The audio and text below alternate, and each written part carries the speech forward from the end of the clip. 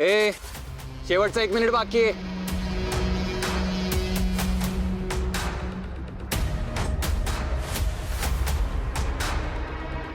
मी सांगतो ना, बाबा 100% काय ना काय चमत्कार करणार बघ.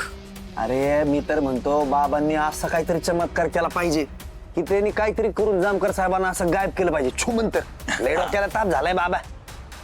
पण मला तर असं वाटतंय ना, त्या जामकराच्या गाडी सकट त्या जामकरांना उलट पलट करावं. जामकर साहेब काय म्हणते बघा तुम्हाला. मी- याला धरा की बघा काय म्हणते. बस बस.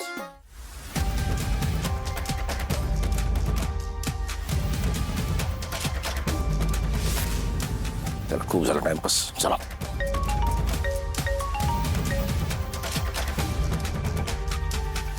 जय हिंद मॅडम.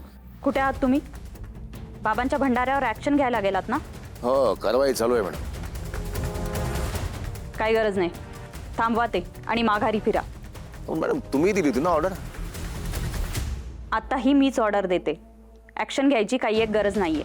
नाही मॅडम कारवाई नाही थांबणार. इन्स्पेक्टर, ही योग्य वेळ नाहीये. आता जर तुम्ही त्याचा कार्यक्रम बंद पाडला तर लोकांचा त्यांना सपोर्ट मिळेल आणि आपली इमेज डाऊन होईल. इमेज खराब होत चालली मॅडम. आज कारवाई थांबवली ना आणखीन खराब होईल इमेज.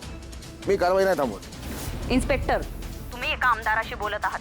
लोकांनी रागात येऊन दंगे केले आणि त्याच्यात कुणाचा जीव गेला तर त्याची जबाबदारी कोण घेणार? हे बघा, योग्य वेळ आली की आपण त्याचा मुखवटा पाडू आणि त्याचा खरा चेहरा लोकांसमोर आणू.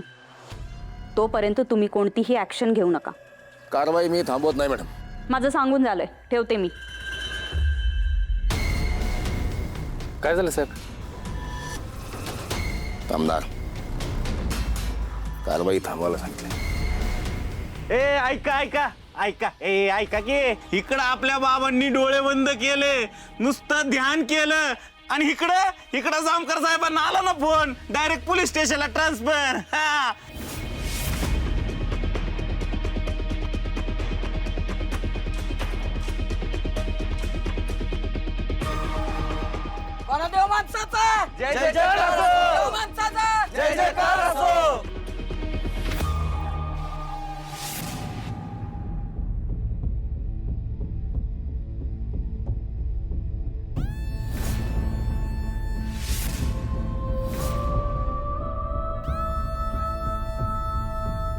नशीब चांगलं आहे तुझं,